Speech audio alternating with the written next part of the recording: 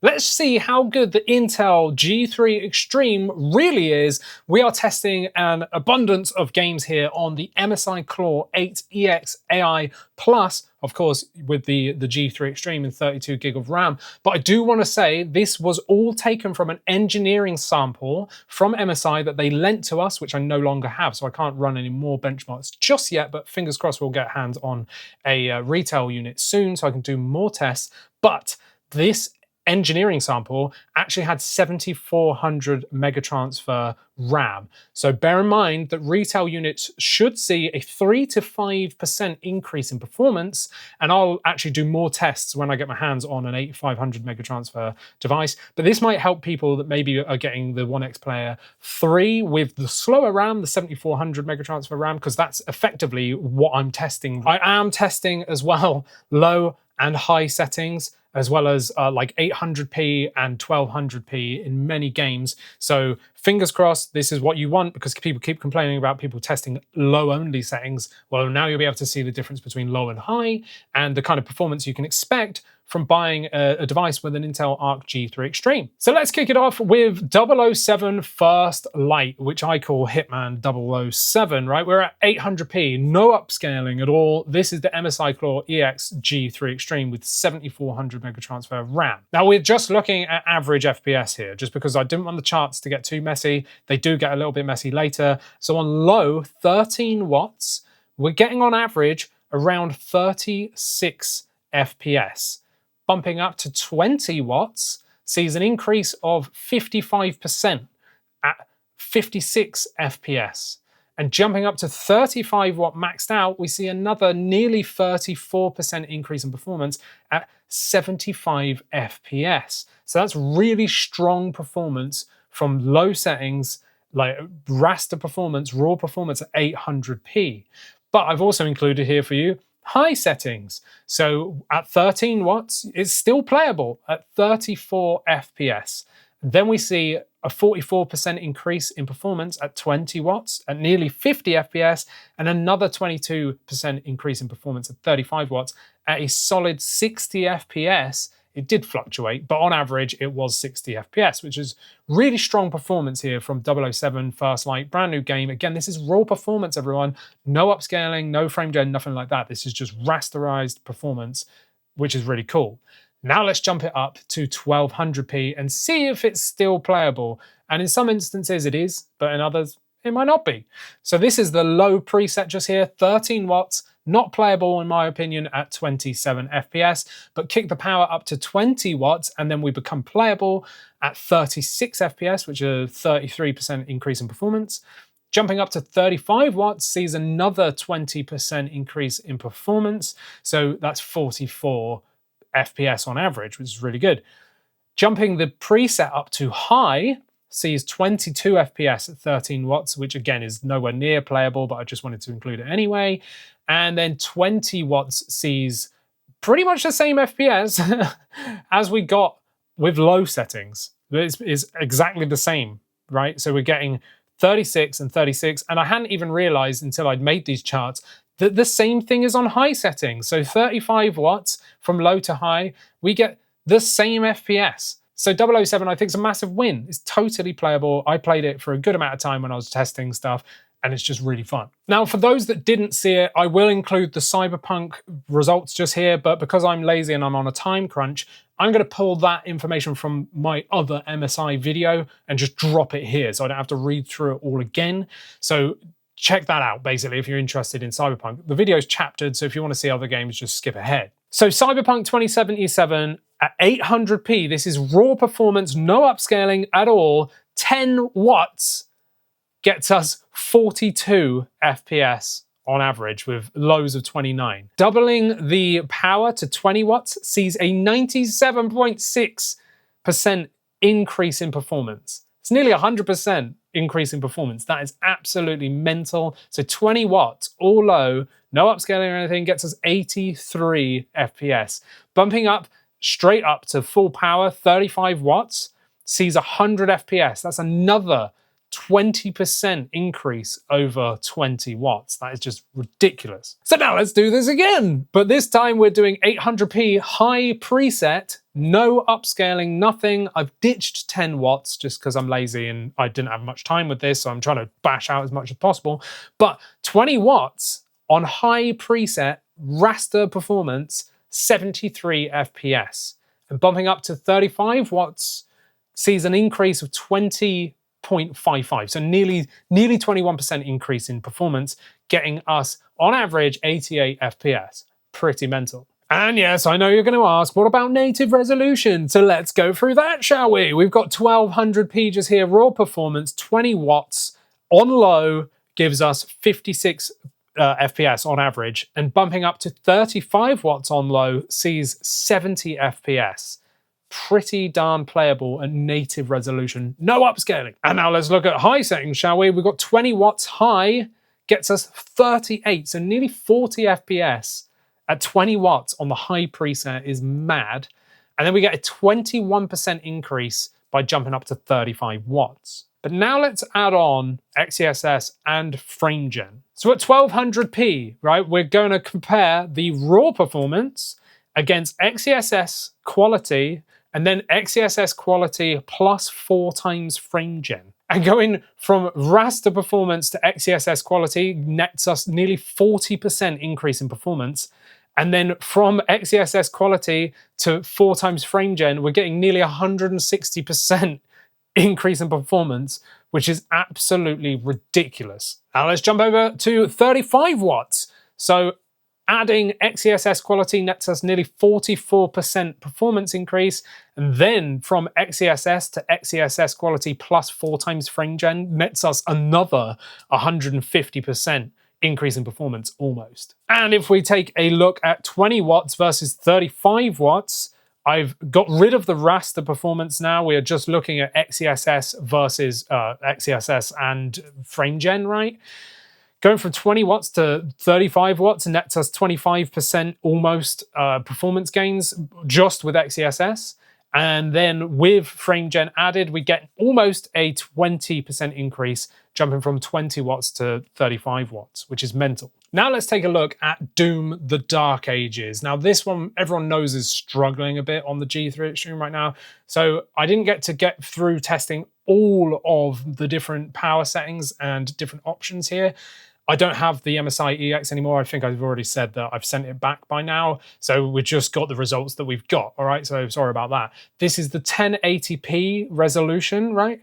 And I've done handheld settings at 20 watts, handheld settings at 35 watts, and then medium settings at 35 watts with XeSS quality enabled. So handheld 20 watts gives us a measly 27 FPS, so not playable in my opinion, but jump up to 35 watts does see us jump into 36 FPS, so a 33% increase in performance over 20 watts, but changing the graphics preset to medium and then enabling XeSS quality and putting it to 35 watts sees us at 44 FPS.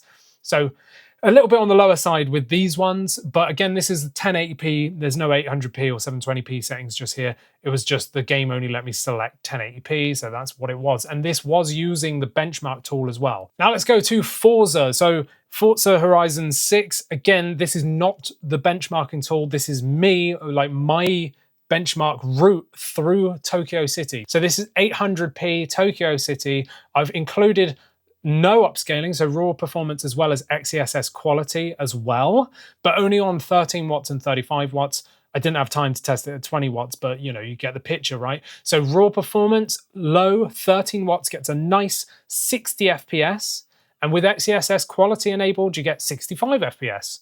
Jumping up to 20 watts, raw performance sees a 32% increase in performance at almost 80 FPS. Then jumping up to 35 watts sees another nearly 30% increase in performance. And now we've broken over 100 FPS raw performance. And with XeSS quality enabled, we're at 110 FPS, which is really good. But now let's see that same thing again, but with 1200p. So this is actually now native resolution and raw performance as well as XeSS quality. So 13 watts nets us 44 FPS. And then if we bump that up to 20 watts, we get 60 FPS. We're just looking at the raw performance right now.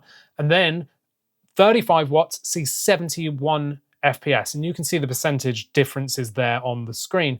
But if you enable XeSS quality, we actually get quite a big jump in performance there. So from low raw performance to XeSS quality sees 44 FPS jump to 58.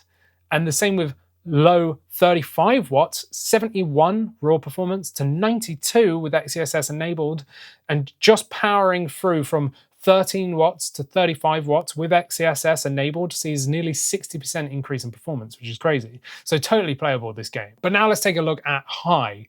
So now we're on high 1200p. We've got raw performance as well as XeSS quality. And at 13 watts, we're at 34 FPS. We see a 35% increase in performance by just pumping the power up to 20 watts.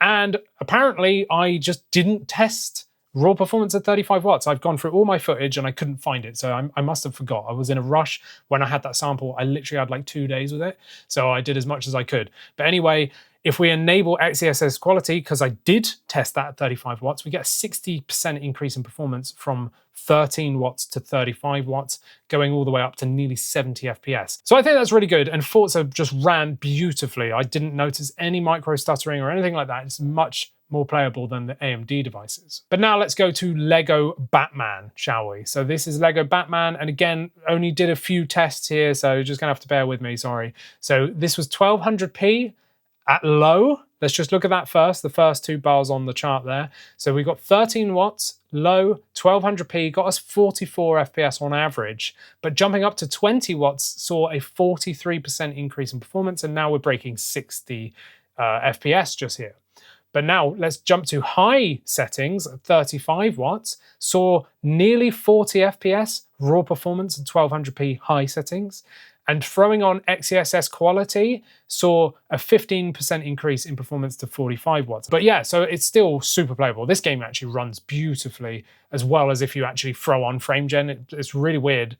It actually plays really well. Now, I said some of the charts were going to get a little bit messy, and this one gets a little bit messy because I did loads of tests on Ratchet and Clank. So we're just looking at 800p here, and I have done XeSS quality as well as raw performance, as you can see just here. So at 13 watts, raw performance gives us 51 FPS. With XeSS quality, 66.